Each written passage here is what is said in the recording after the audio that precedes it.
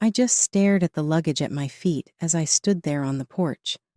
Our well-manicured lawn was covered in long shadows by the late afternoon light, but the chilly Minneapolis air had little to do with my feeling of cold. "Caroline, you have 5 minutes."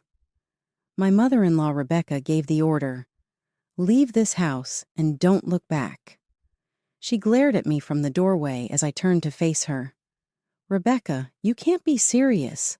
This is also my house," I objected. Glancing at me with flawlessly manicured nails, she shoved an envelope. "This is for you, William. He desires a separation." My entire world was flipped upside down.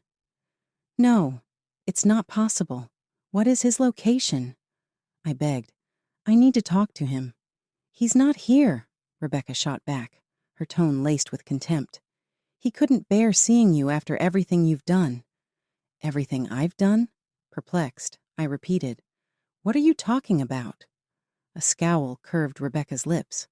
"Don't act naive around me. William let me in on all of your transgressions." It was like someone smacked me. "Mistakes? I don't know what you're talking about, Rebecca. Just allow me in, please, so we can resolve this." She obstructed the entrance, her slender form nevertheless taking up the whole area. "The locks were previously changed by me. This place no longer welcomes you." I felt panic rising in my throat. "Please, Rebecca, this is crazy. I must speak with William." She angrily said, "He doesn't want to talk to you. Now take your belongings and leave before I call the police." I tore open the packet, shaking hands.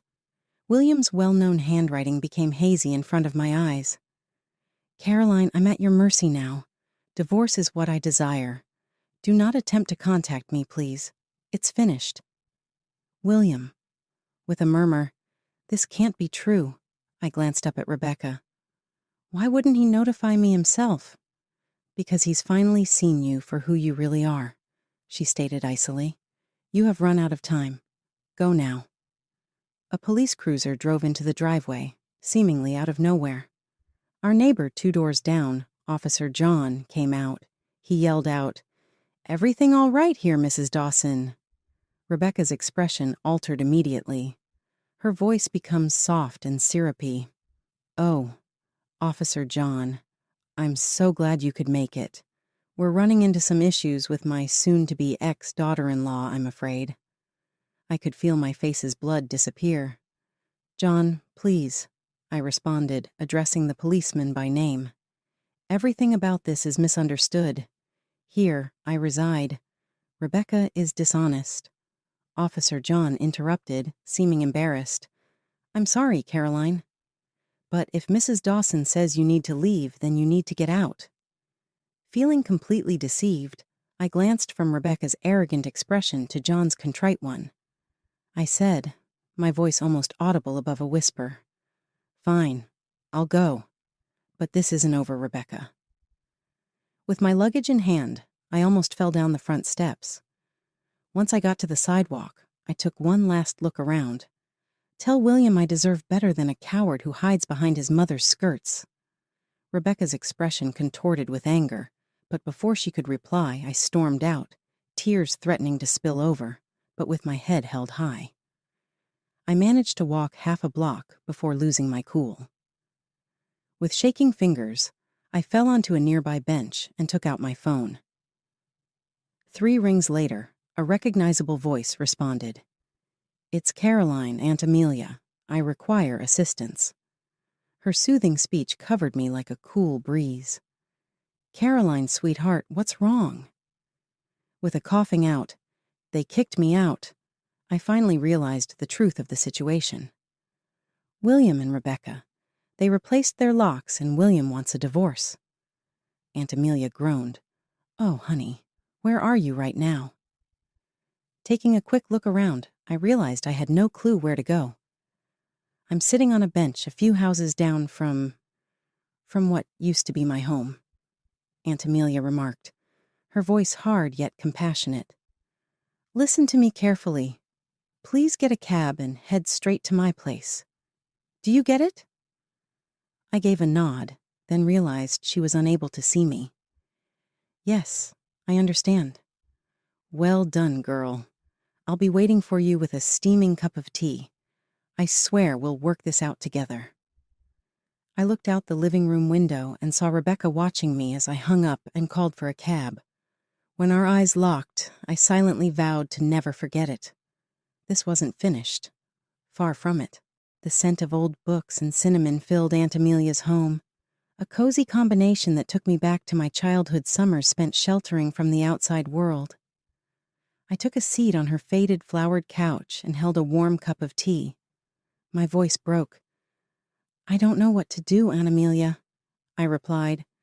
They just threw me out like I meant nothing. Her worn hand was over mine as she sat next to me.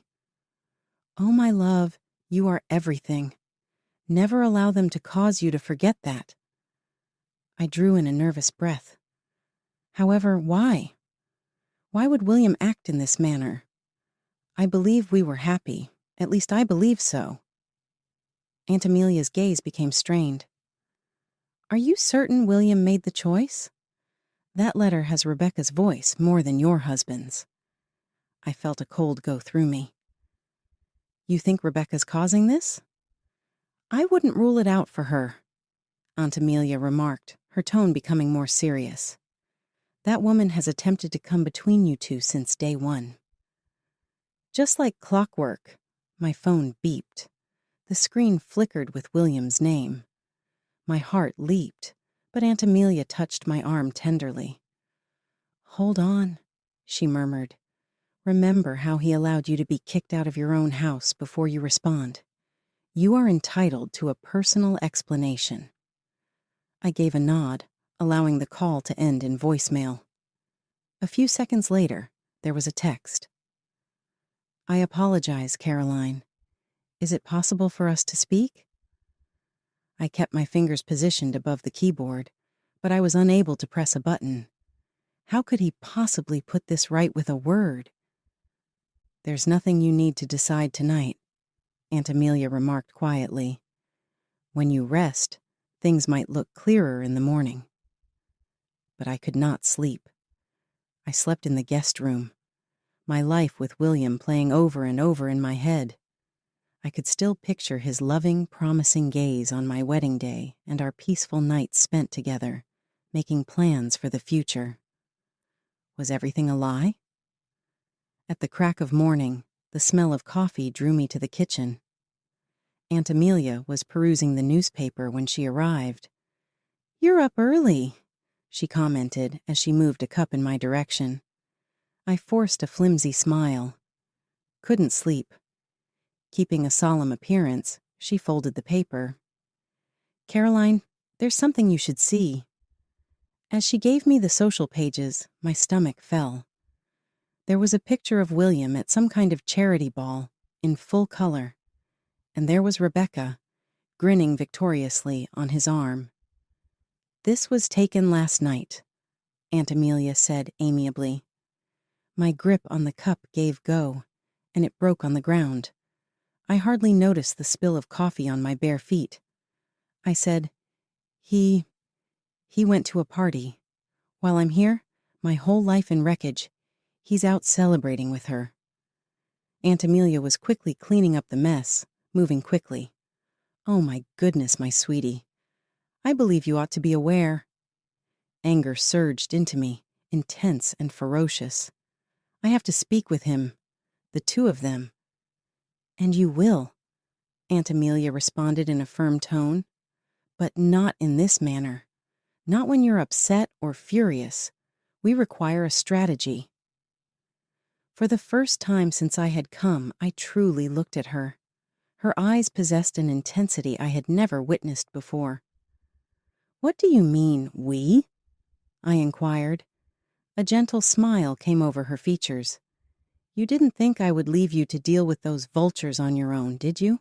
We're going to win the war, Caroline, even though Rebecca may have won this particular battle. I felt a flicker of optimism for the first time since this nightmare started. Where do we start? Aunt Amelia flashed a menacing grin. First, we must ascertain our precise adversaries. It's time to investigate Rebecca's background. She seems to be keeping a few skeletons in her upscale wardrobe, in my opinion. My phone buzzed again as we leaned in close, discussing our next course of action. William sent me another text. Please, Caroline, I must explain. Meet me at 2 p.m. in our park. Aunt Amelia's eyes gleamed as I read her the note. Perfect, she remarked. Let's see what narrative he has concocted. Caroline, just keep in mind to follow your gut, and whatever you do, keep your hurt feelings hidden from him. Rebecca wants just that. I nodded, a fresh resolve rushing through me. William and Rebecca were unaware of the coming events. Now was the moment to take revenge. The digital startup was vibrant and bustling, a far cry from the chaos going on in my personal life. Desperate for any kind of diversion from the catastrophe William and Rebecca had created, I'd poured myself into my job. I was flipping through lines of code when I felt a soft tap on my shoulder. Caroline, you okay? My new coworker Joseph gave me a worried expression. You've been staring at that screen for hours. I feigned a laugh. I'm fine, just focused. Joseph did not accept it. Let's grab some coffee, come on. You appear as though you need a vacation. Joseph's laid-back manner began to erode my barriers as we strolled to the adjacent cafe. I was soon sharing the entire disgusting story. Wow. Joseph shook his head. I'm so sorry you're going through this. I groaned and distractedly stirred my cappuccino. I'm grateful. All I wish I had known was the truth. Why would William act in this manner? Joseph leaned in, his face contemplative. You know, I might be able to help with that. My brows furrowed. How? Well, before I came here, I worked in digital forensics, he said. If William's been communicating with his mother about this, there might be evidence we can follow. My chest filled with hope, yet uncertainty appeared soon after. I'm not sure, Joseph. That appears to be intrusive. He extended his hands. It's only a choice. Caroline, though, you owe it to yourself to discover the reality. Don't allow them to take away your tranquility. I kept thinking about his remarks when I got home that night. With a familiar glint in her eye, I could tell Aunt Amelia was eager to get started. I've been doing some digging, she said, and I think I found stuff interesting about Rebecca.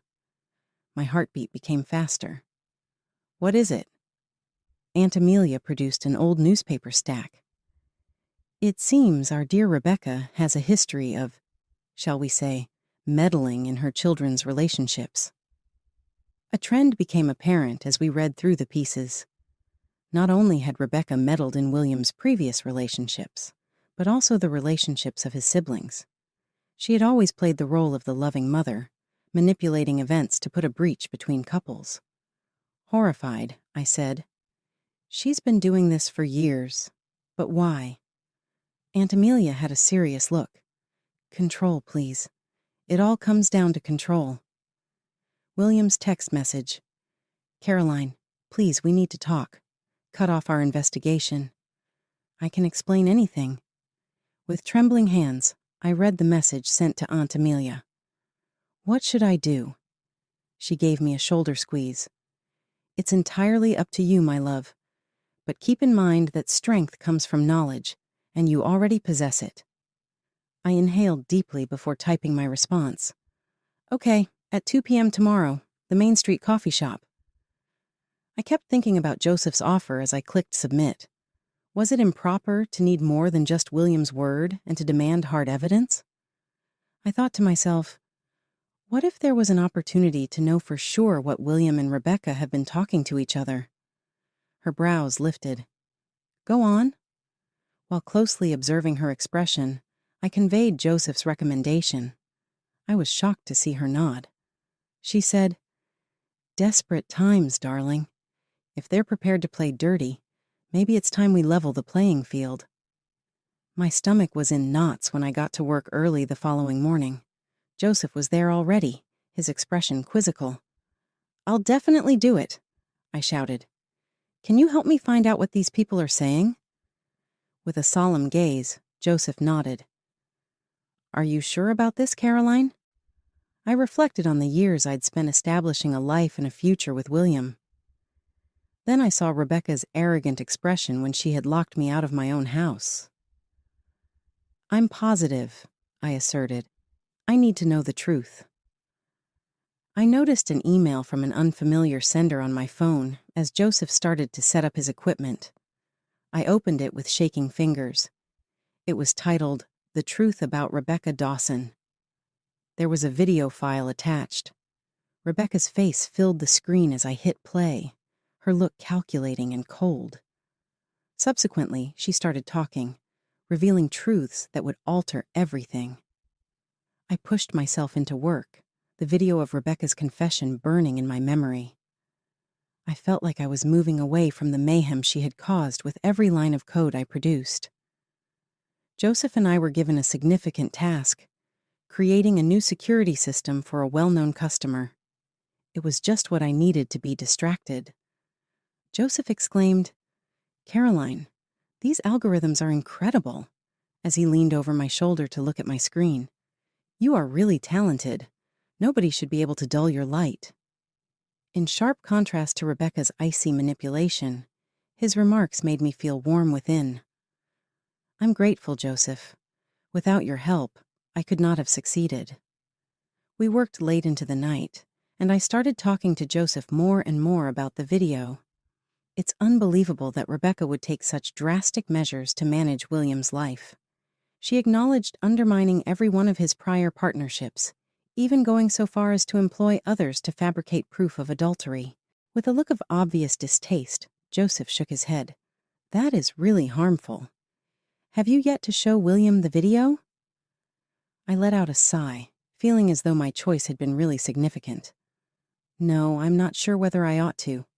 I want to move on, but there's a part of me that wants to confront him about it.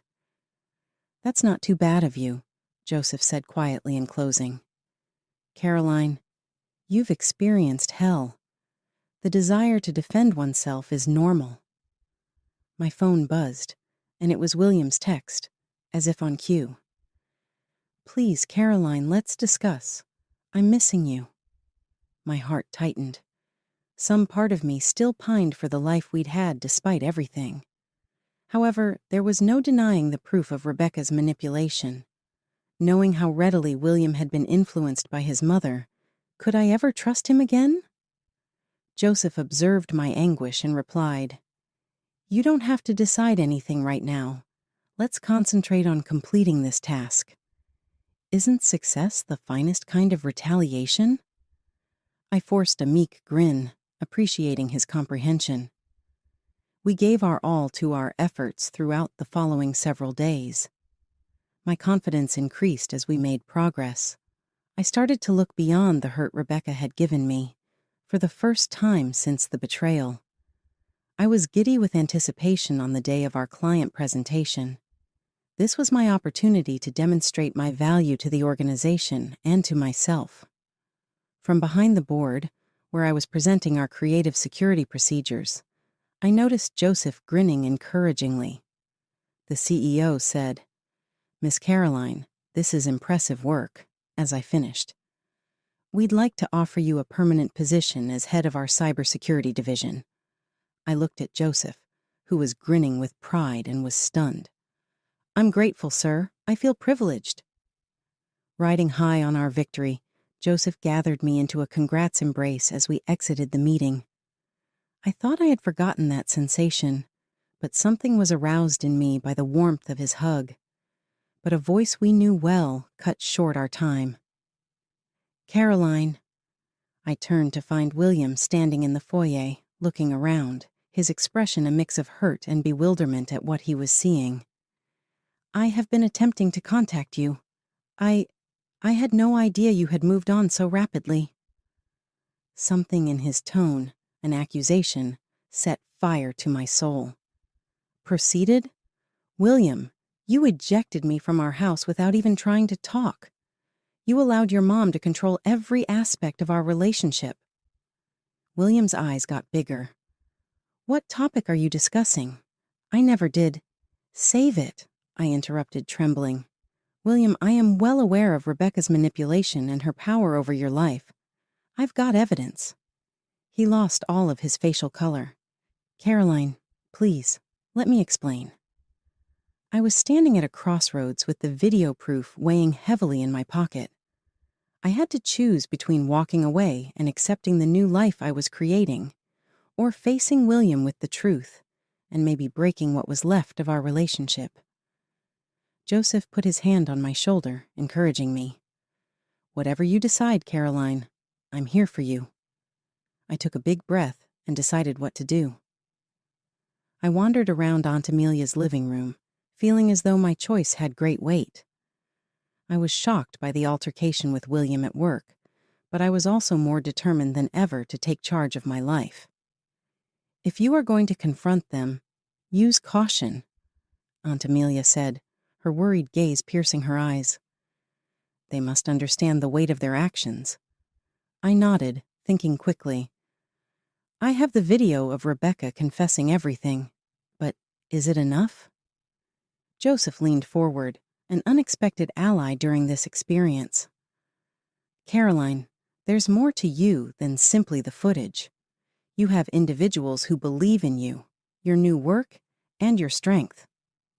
Late into the night, as we continued to talk, a strategy started to take shape. It was no longer merely about revealing Rebecca's deceit. It was about taking back control and making sure William knew what was coming from his vulnerability. Leah, William's sister, gave me an unexpected call the next morning. Caroline, I've been informed of the events.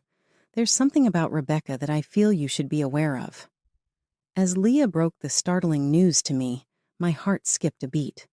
Rebecca had been siphoning off cash from the family company for years, using it to finance her cunning plans.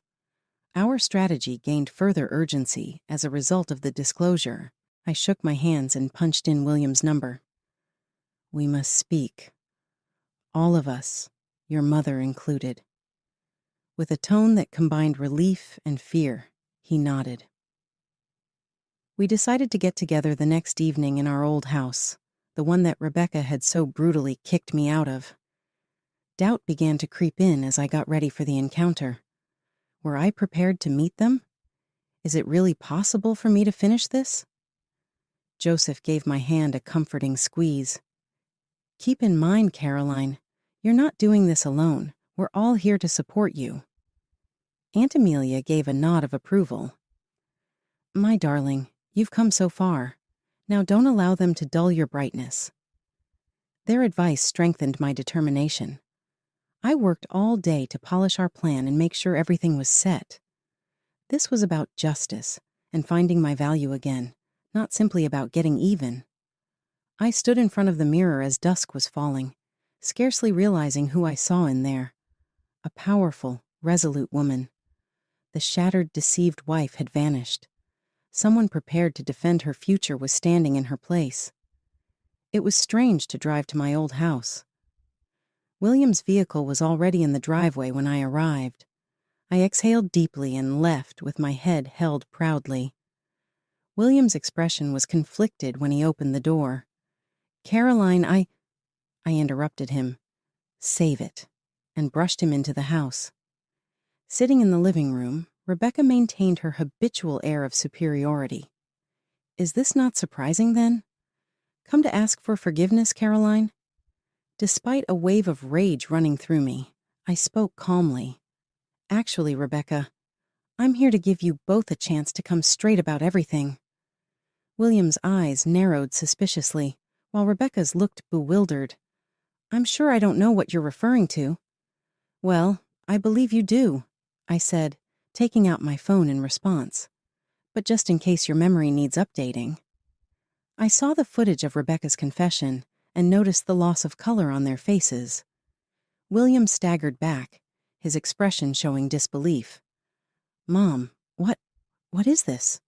Rebecca's mask parted, exposing a moment of terror before she gathered herself. This is obviously a fake. Caroline, I'm sad that you're using these kinds of strategies. However, I wasn't done yet. Rebecca, it goes beyond only the video. I am also aware of the embezzlement. Rebecca lost all composure at this point.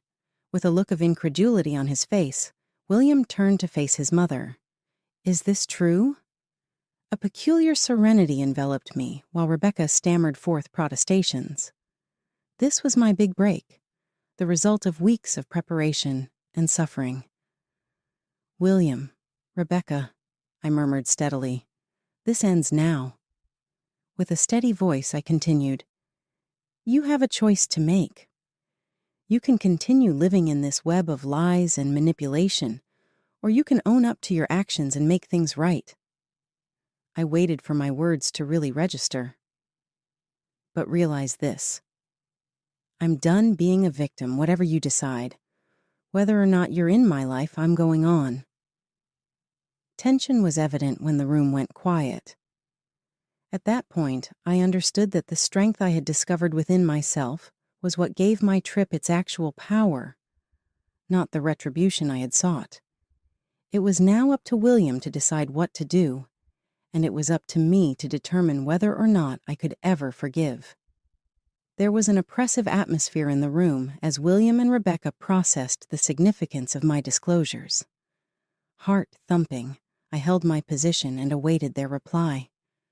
With a voice more steady than I felt, I stated, William, I want the truth. Why did you let your mother ruin our marriage? William's expression twisted into a confused and ashamed one. Caroline, I was unaware. I promise I was completely unaware of the degree of her machinations and the theft. Rebecca's normally composed gaze wavered as her eyes flitted between us. This is ridiculous. William, ignore her falsehoods. Can't you see that she's attempting to turn you against me? With my finger lingering over the play button, I took out my phone. Rebecca, should we view the video one more time? Alternatively, perhaps we ought to give Sarah a call and ask her to clarify the missing money. William's sister's name made his head snap up. Leah knows about this. I retreated, keeping my phone out of Rebecca's grasp as she rushed for it. Don't you dare! With a hiss. I saw the true Rebecca in that instant. Dangerous, trapped, and desperate. William shifted in front of us, his face pallid. Mom, give up. Simply stop. Hope flickered in my mind. Was William realizing the truth at last? Rebecca was not done, though. She stood up straight, putting her smug face back on. All right. Do you wish to know the truth? Yes, I did take action to keep my son safe from a hypocrite like you. Indeed, I did everything for this family, even if I did borrow some money from the business. William looked like he had been smacked on the back. Lost? That's not borrowing, Mom. That is theft. I observed his epiphany on the extent of his mother's deceit and the years of manipulation. Despite everything, my heart hurt for him. William, I said, I have to know. Was that letter written by you? Did you truly want me to leave? With pain in his eyes, he turned to face me. I swear, Caroline, no. I never sent a letter. That day, when I returned home, you had just vanished. Mom informed me that you had moved on and were no longer able to manage our lives. I was struck by the reality like a tsunami. We had both been puppets in Rebecca's devious plan all along.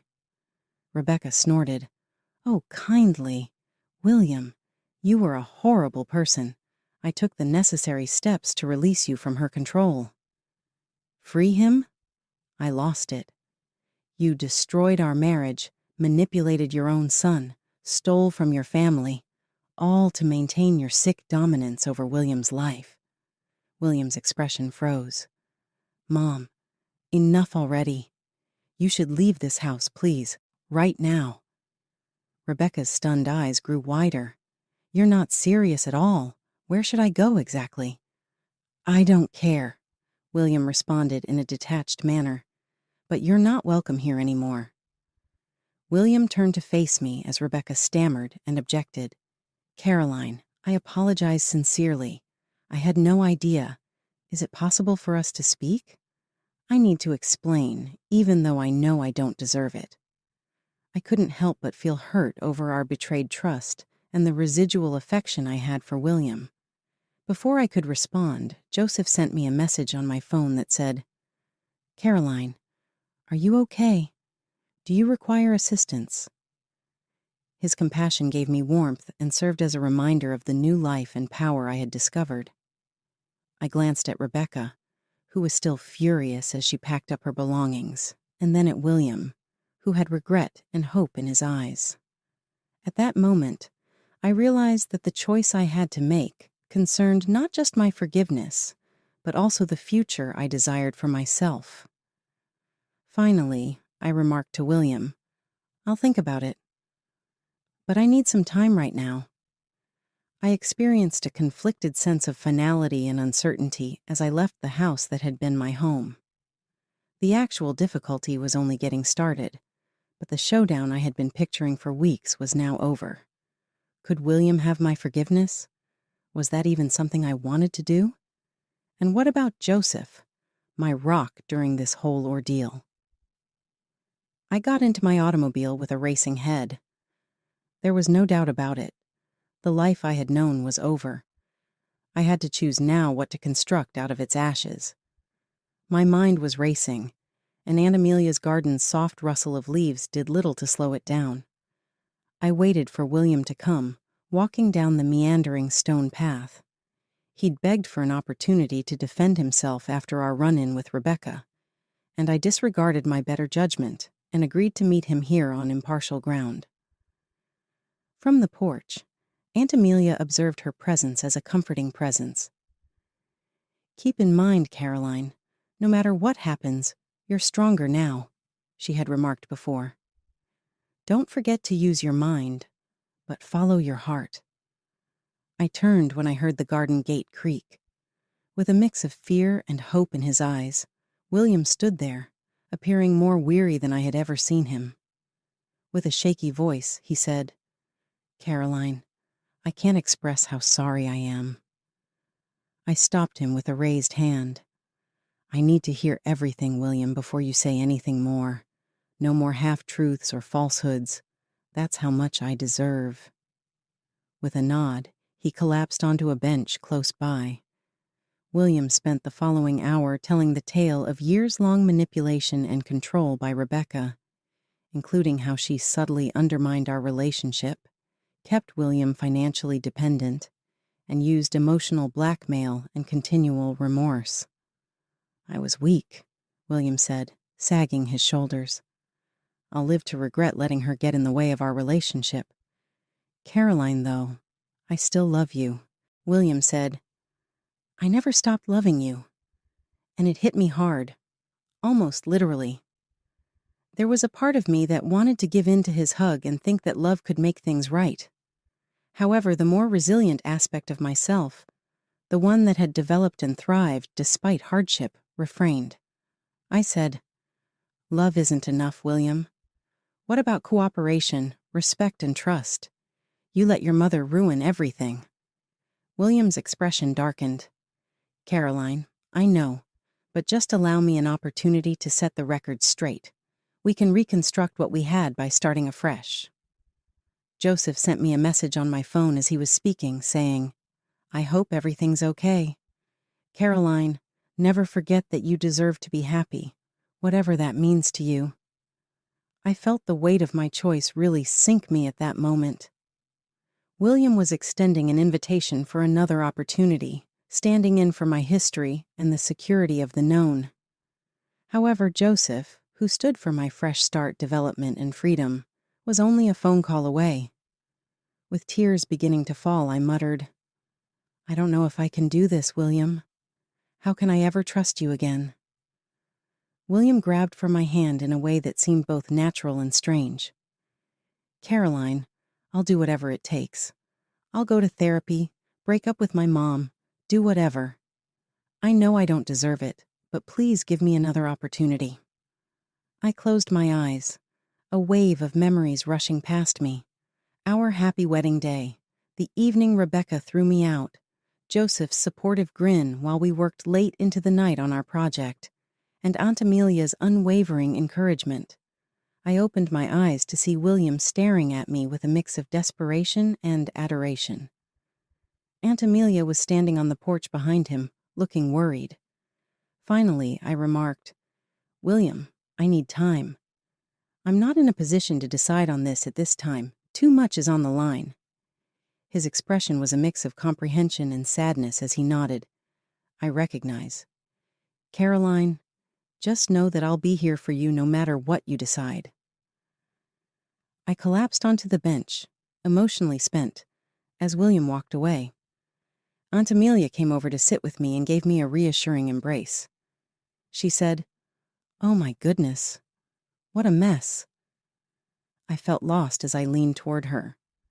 "How should I proceed, Aunt Amelia?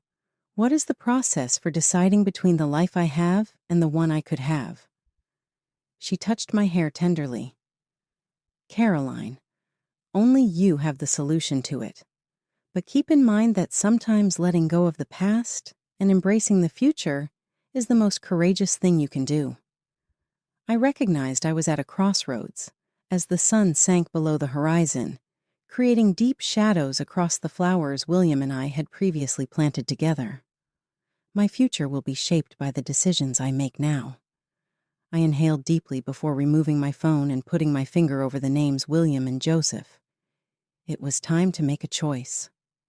As I straightened my blazer in front of the mirror in my new office, I saw that Caroline, Chief Information Security Officer, was listed on the desk nameplate. It was still a strange feeling. "Ready for your first day as CISO?" Joseph asked, leaning against the door frame with a proud smile.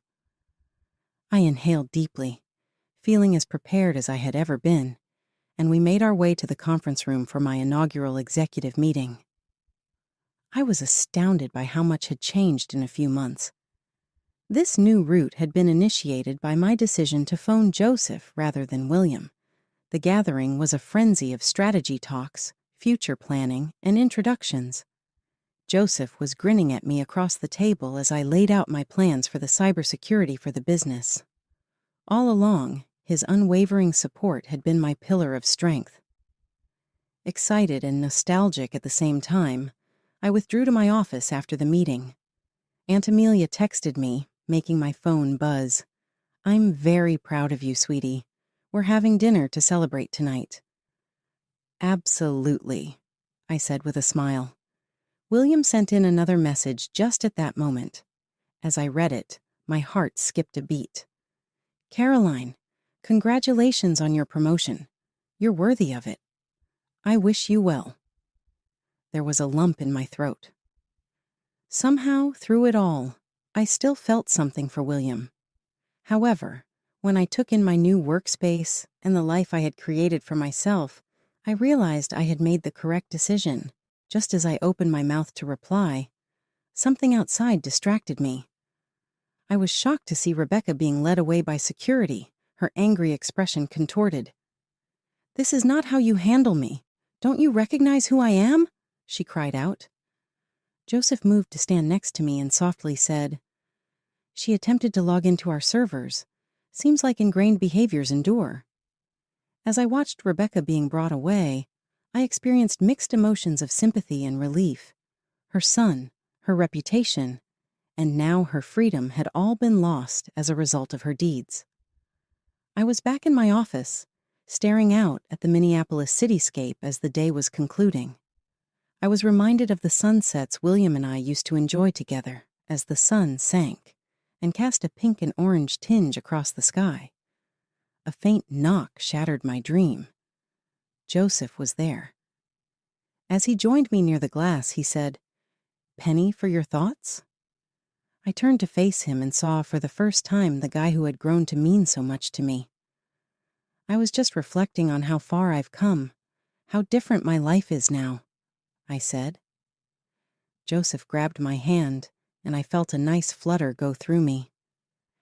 "It was all you did, Caroline. You're amazing." I felt the final traces of my previous life, pain, betrayal, and self-doubt, disappear as I stared into his eyes. I whispered, Joseph, thank you for everything. With a smirk, he leaned in nearer. Caroline, you don't have to thank me. I simply feel privileged to be a part of your path. A feeling of calm enveloped me as our lips found each other in a gentle kiss. I was supposed to be here. Aunt Amelia raised her glass for a toast later that evening as she, Joseph, and I clinked glasses over a joyous supper. To Caroline, she stated, her pride gleaming in her eyes. My sweetheart, look at how far you've come. You have become someone you were not before. You inspire us all with your determination and fortitude. I looked at these two people who had helped me through everything, and tears welled up in my eyes. To new beginnings, I said, a great deal of emotion in my voice. As we carried on with our celebration, it dawned on me that my path had involved more than simply succeeding professionally and surviving betrayal. It had been about coming to terms with who I was again, my value, and my ability to love and trust. I was enthused about the future for the first time in a long time, even if the path ahead remained unknown. I felt ready for whatever was ahead because I had Joseph by my side, Aunt Amelia's unwavering support, and the power I had found within. I sent the universe a quiet thank you for giving me another opportunity at happiness as the night went on, full of love and laughter. It was no longer Caroline who had been banished from her house months before. She was replaced by a lady who recognized her value, overcame her obstacles, and came out stronger than before. I was resolved to seize every opportunity since this was my new beginning.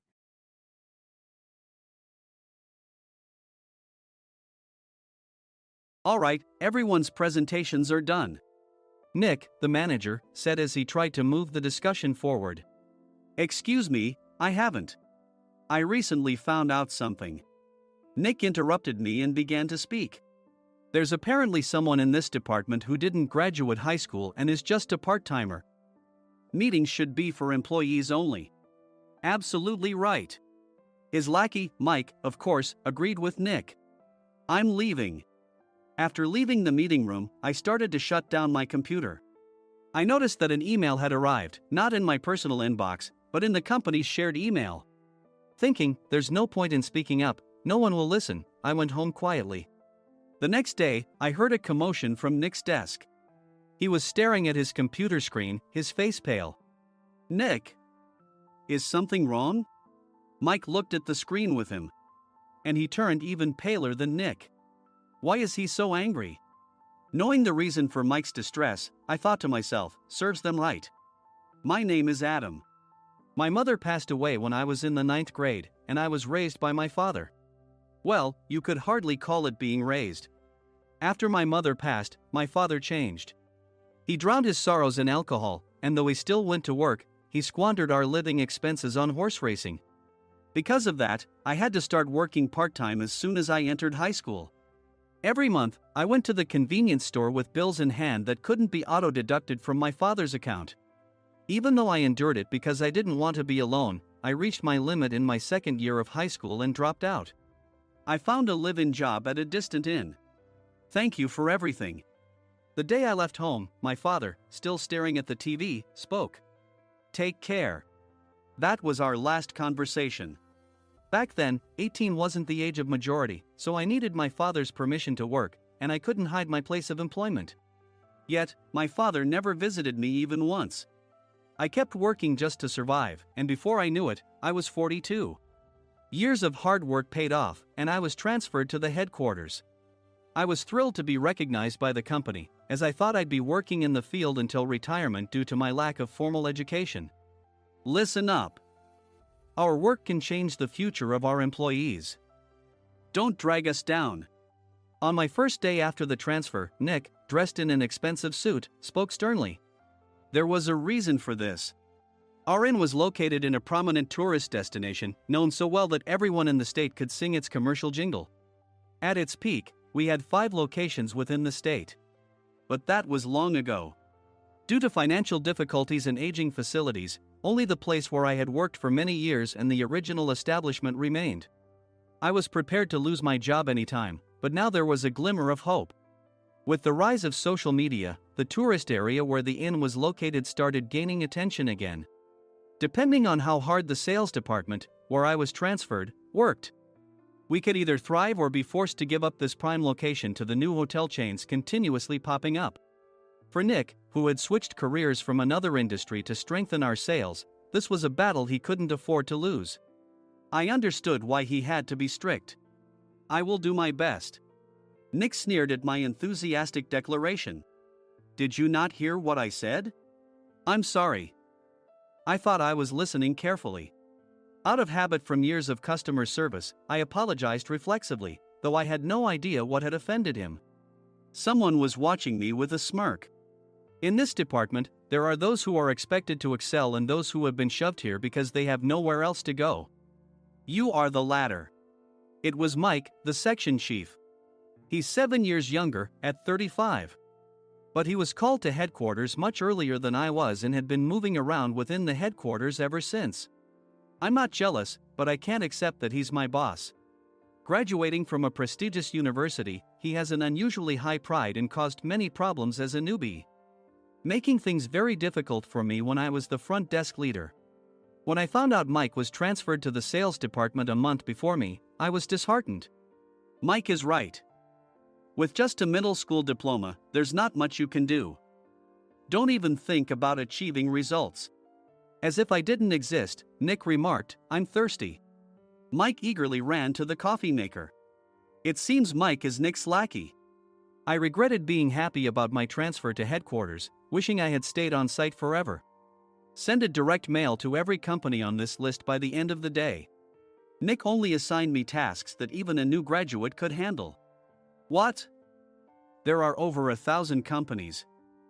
You want me to send to all of them by today? Yes, if you and your fellow misfits split the work, even those with nowhere else to go should finish by today. I glanced at the employees typing away expressionlessly. They were worn out from customer service, only thinking about leaving on time, or were women reassigned after having children, with zero motivation for work. Even Sam, a new graduate from the same university as Mike, who was supposed to be among the expected achievers, had no enthusiasm for the job, having joined the company wanting to do customer service. "I don't care what they say, I plan to quit any time," he said. Only Nick and Mike were highly motivated, making all the decisions between the two of them. I originally only wanted to work at the inn to survive and had no particular attachment to this job. I swallowed my words, thinking I had no right to reprimand them. About a month after the transfer, Nick told us with a frustrated look, "To commemorate the 50th anniversary, we've decided to create a plan exclusive for one group per day."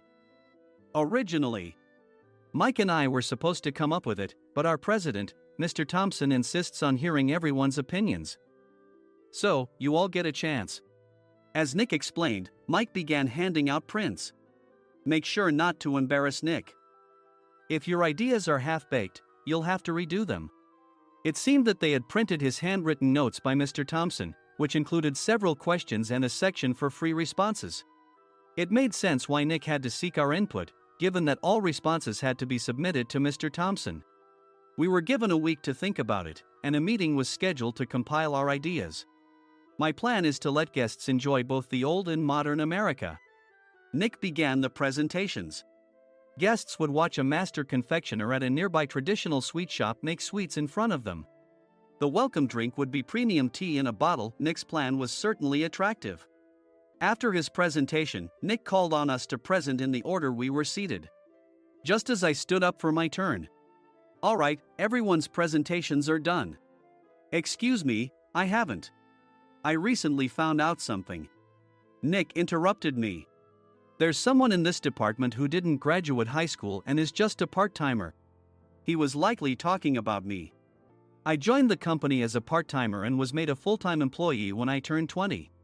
That was 20 years ago, so Nick and Mike probably had no chance to know until recently. Meetings should be for employees only. Absolutely right.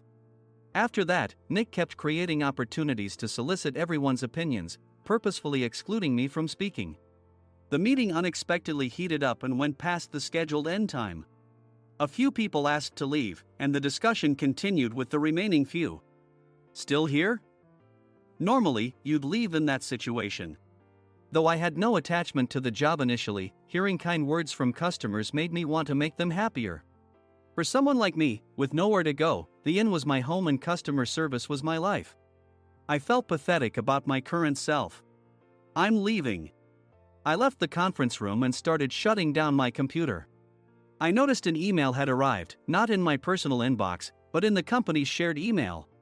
Thinking no one would listen to what I had to say anyway, I quietly went home. The next day, while preparing the DM as instructed, I heard a commotion from Nick's desk. In his haste to stand up, he hit his knee on the desk. He stared at his computer screen, his face pale. "Nick? What's wrong?" Mike, thinking he should be the first to rush over, approached Nick while still wearing his coat. He peered at the screen with Nick. And he turned even paler than Nick. Why is he so angry? Who is responsible for this company?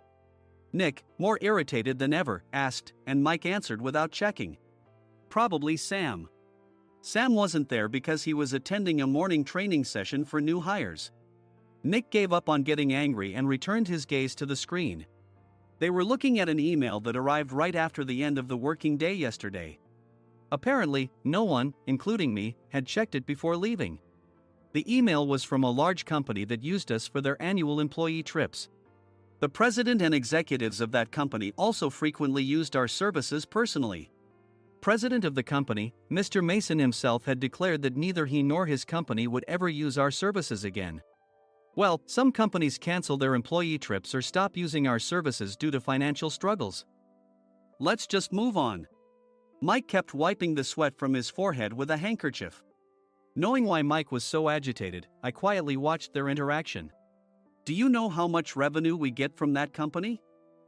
We can find other guests to fill the rooms, but we'll lose the banquet costs, gift shop revenue, rental car fees, and more.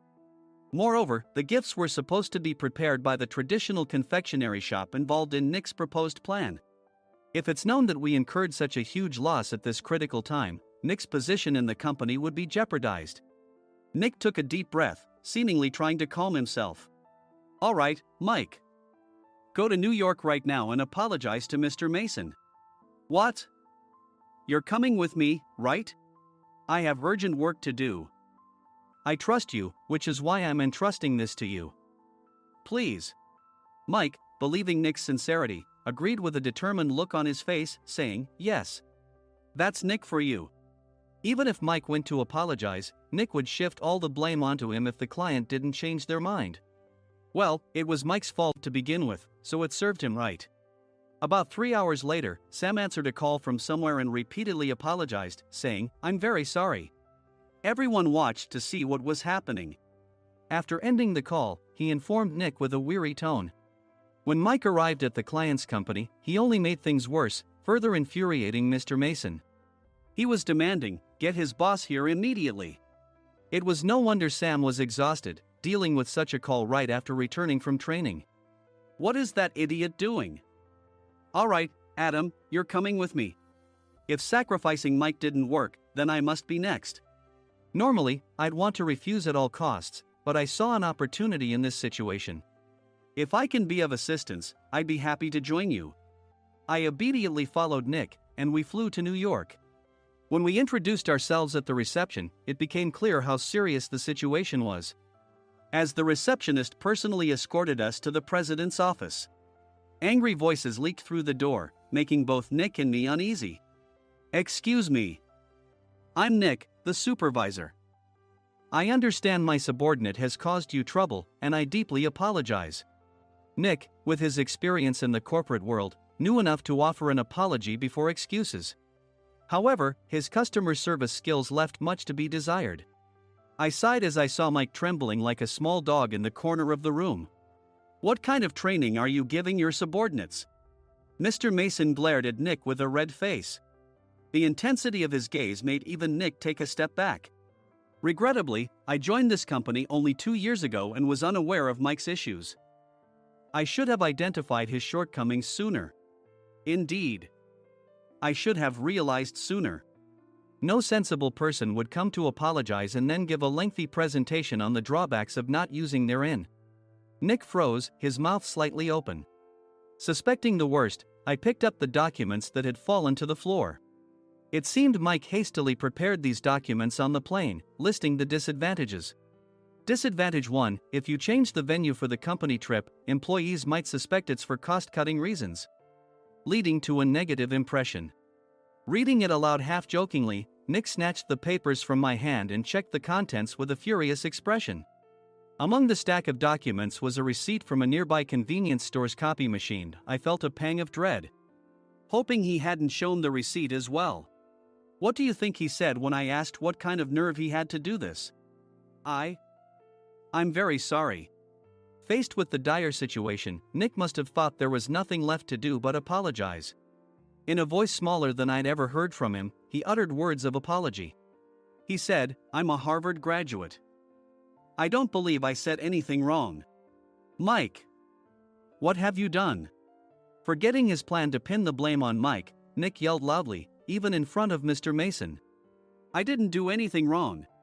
"You're still saying that? Look at him." Mike pointed at me with a shaking hand. "I was assigned to headquarters in my 20s and now I'm a section chief. This guy only made it to headquarters at 42. Everything I've done proves I was right. So why are we losing the contract?" Having said his piece, Mike collapsed to the floor. "Of course. You were sent there because you had nowhere else to go."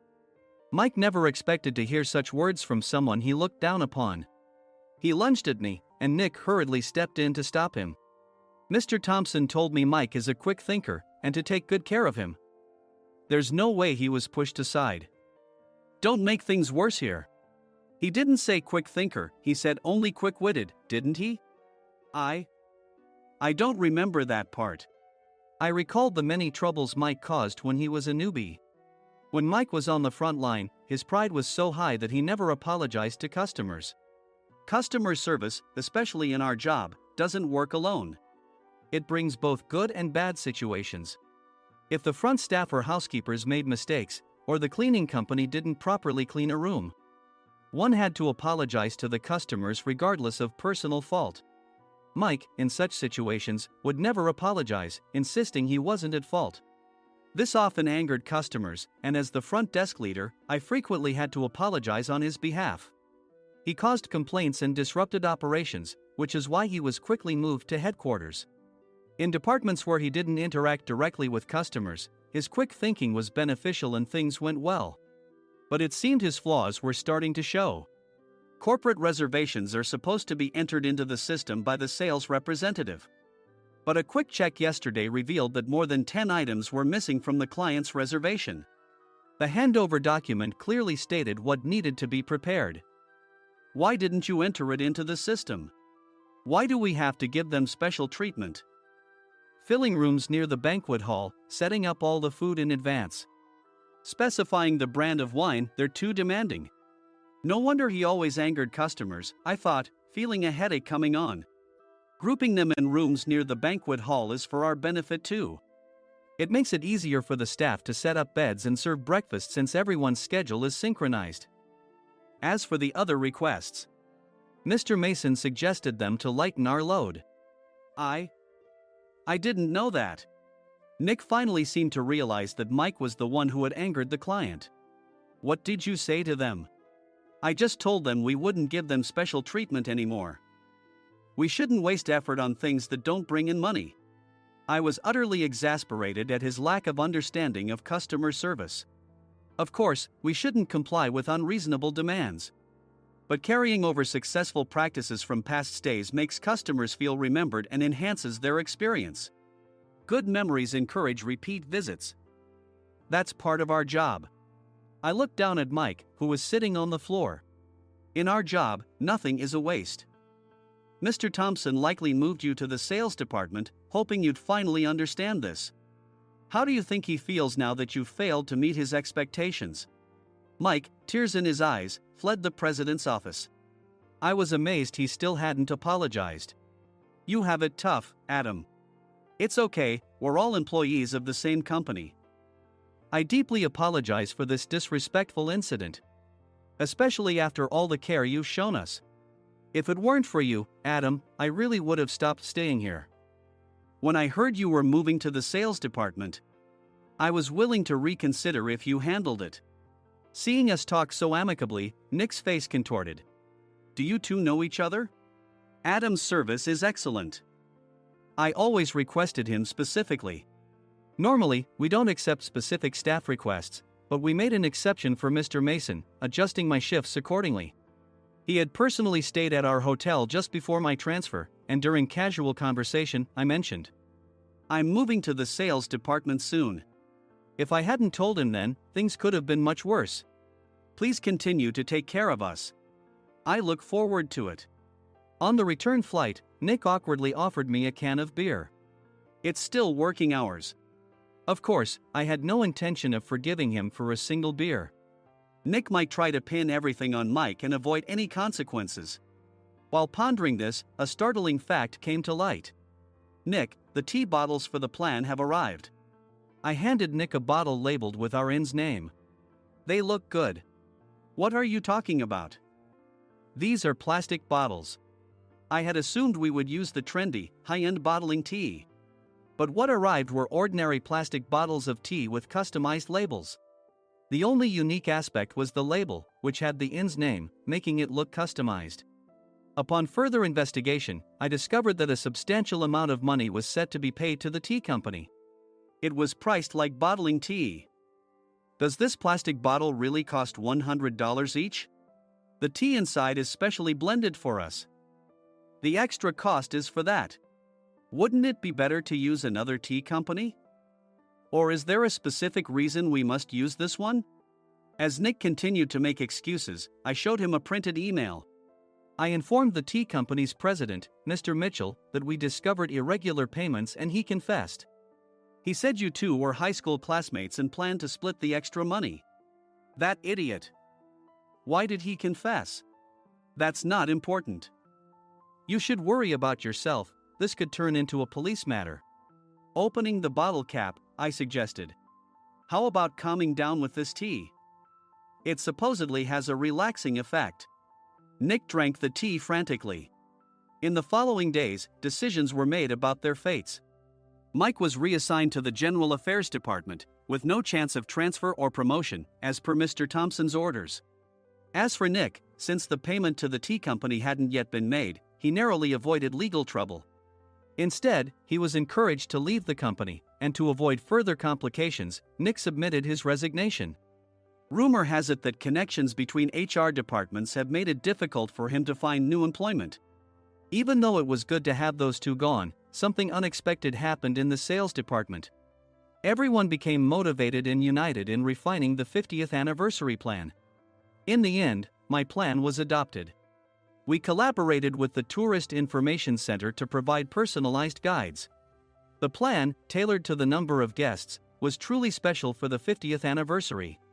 Hey, is Adam's family coming to stay? I immediately booked that special plan for my family. Sam noticed it on the reservation list and quickly picked up on it. Yes, I'm inviting my father. That's great. I might invite my parents too. I lacked the courage to face my father just as Adam. But here, with the confidence Mr. Mason praised, I felt ready. The 50th anniversary plan was a perfect opportunity to reconnect with my father. I hoped to bring back the days when we could laugh together as we once did.